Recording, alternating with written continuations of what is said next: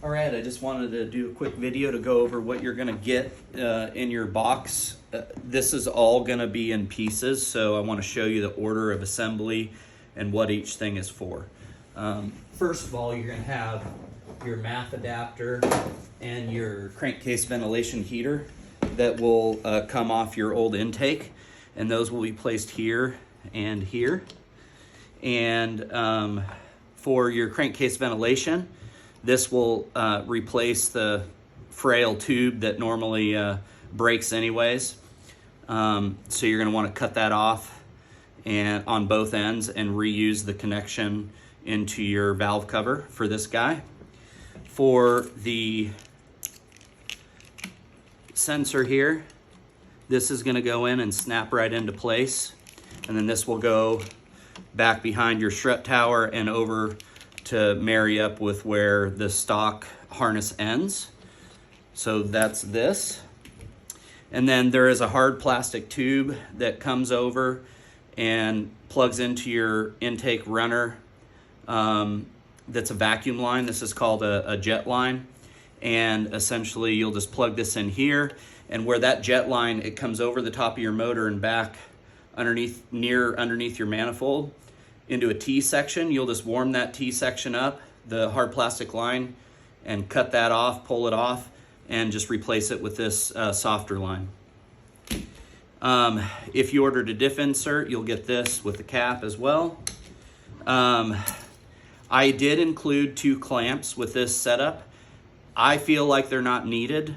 You can use them at your discretion. The tolerances on this are very tight, and it's not under positive pressure, it's under vacuum. So in other words, you're sucking air in, it's pulling things together. It's not, you know, trying to charge air and pop things off. But I did include these if you wanted them. It's up to you. If I was to use them, I'd put them right here, possibly one right here and right here. It just kind of depends on what you prefer. As far as the layout of the intake, let's go over that real quick. You have your inlet with the bolt hole for the stud off the turbo. That will clock and orient this in the correct way.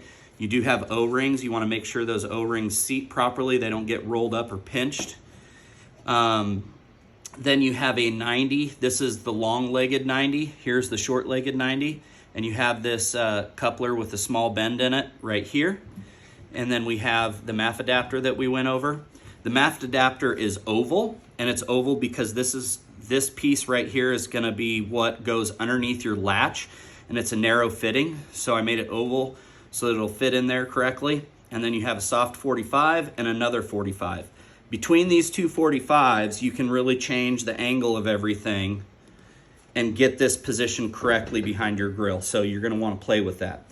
Now, when you cut and trim into the plastic piece right here to get underneath, to get this behind your grill, you're gonna wanna make sure that it's at the correct height, because this filter guard is gonna fill up all the space required underneath your grill. So you're gonna wanna pay attention to that.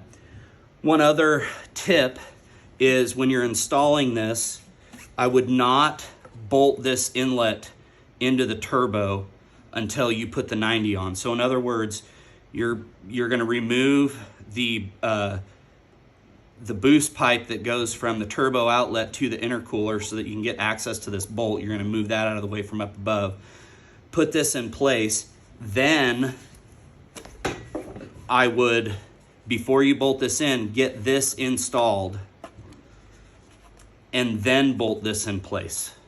Otherwise, if this is bolted in place, it's gonna make it a lot harder to get this 90 on. After that, it's pretty straightforward, but if you have any questions, just reach out and let me know. Thanks a lot.